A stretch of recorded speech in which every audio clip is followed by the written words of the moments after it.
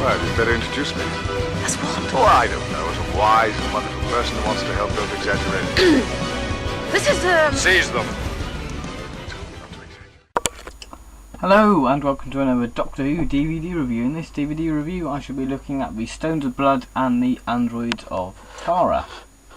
Both stories are from the Key to Time trilogy, so this is part 2 of 3 reviews from the Key to Time trilogy. So yeah, let's have a look at the Stones of Blood. Just get that out of the way. Okay, so if we look at the cover, we have the standard Region 2 TARDIS roundhouse, and we have a sticker to clarify where the story should be if you get it in the wrong order. So Key to Time story 3.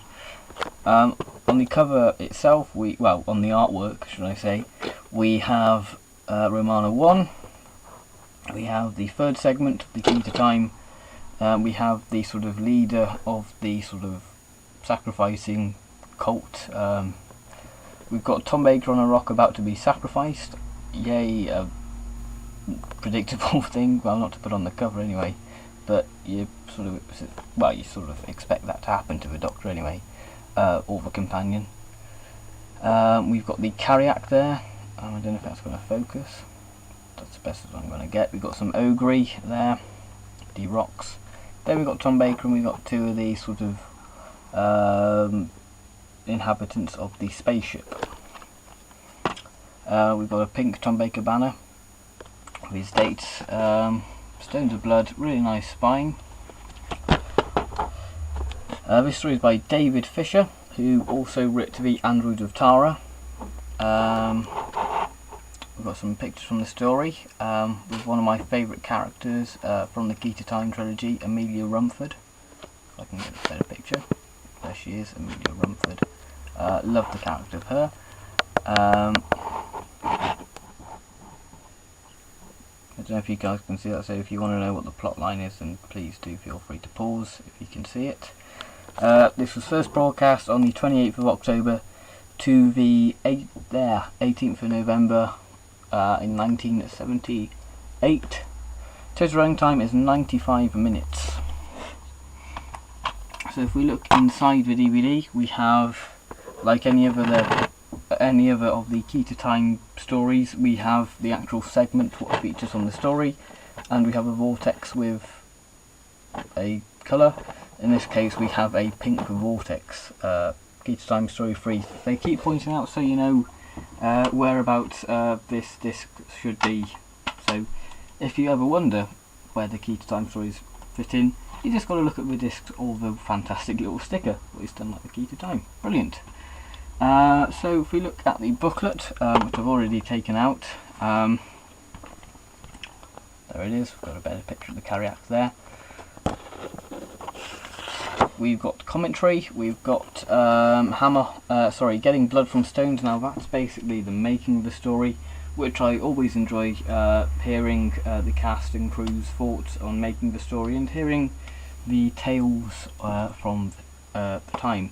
We've got Hammer Horror. Now that's a really nice special feature where it talks about all the little nods to Hammer Horror in Doctor Who, such as, you know, the brain and Morbius being sort of Frankenstein and stuff like that really. So yeah, we've got Stones 3. Mary Tam visits the Rollright Stones and basically talks to people who sort of run the place.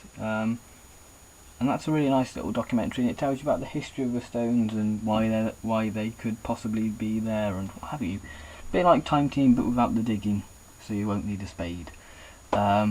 Really good documentary. It's nice that Mary Tam actually did a documentary on her own, which I think she's a really good presenter actually.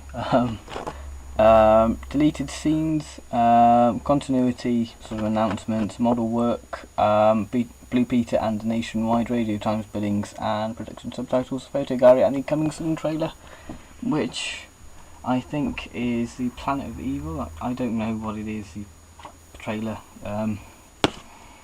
So my thoughts on the story is it's a really good story. The Caryac is really good because the person who actually is behind the Caryac is not a person you would actually expect to be the Caryac.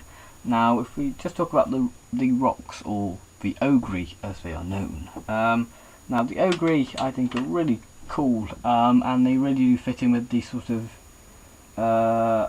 setting of the stones, because the stones itself, what I learnt from the documentary, the Mary Tam one, the stone one, was that if you count the stones, they're never the same if you count them again. So if you could have 12 stones, then 10 stones. So, and the Ogre can sort of move, so that sort of fits in with that sort of myth, if you like. So that's really nice that David Fisher sort of put that in there. Yeah, Tom Baker's good as ever, sort of witty as ever. Really does get on with Amelia Rumford, which I shall get onto now. She's just a brilliant character. I love her to bits, man. Not literally, but she's like a really friendly grandma character, and yeah, well, she's not a grandma, she's sort of a scientist. But she's, sort of cares about everybody, especially Romana and the Doctor, because the Doctor and Amelia probably have met somewhere along the lines, even though it hasn't sort of been made clear when they. Well, I think they probably did, but it's not sort of made clear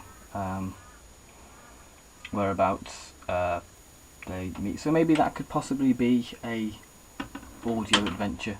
Maybe there is an audio adventure about that. I don't know. But this is a really good story. The Doctor sort of gets to wear gets to be a adjudicator,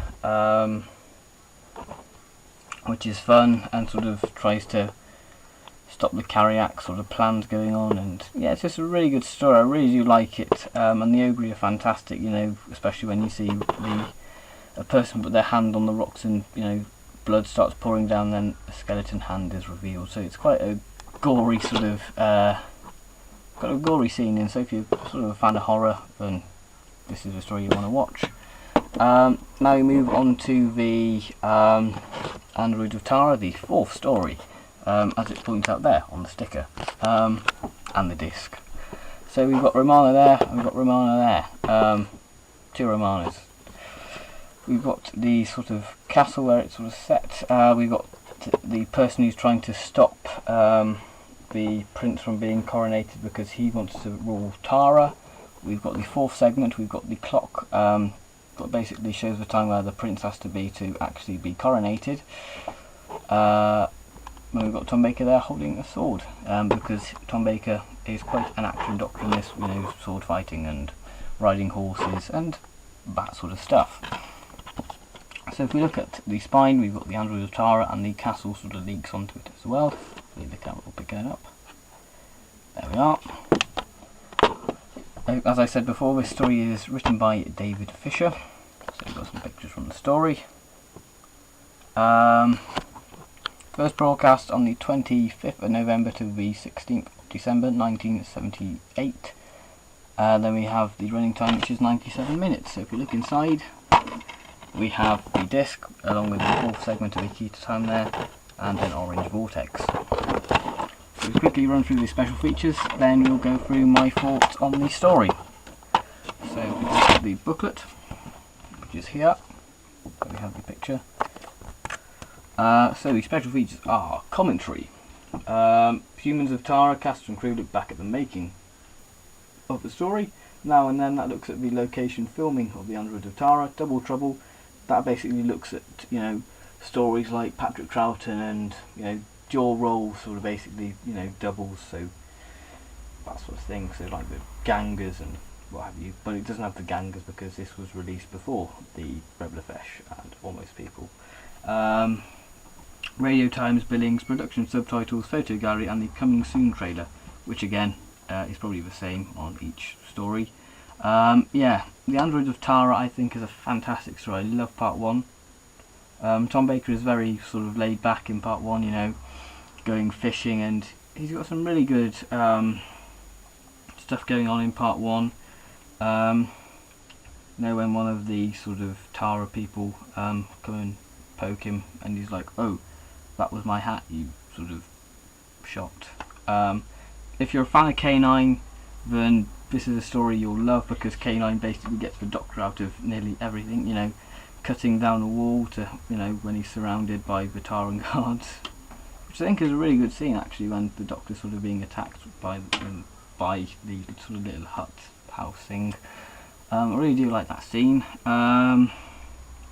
Yeah, I really do like The Android of Tara. I think it's a really nice story. It's nicely paced, and yeah, it's a really nice idea, and I really do like it.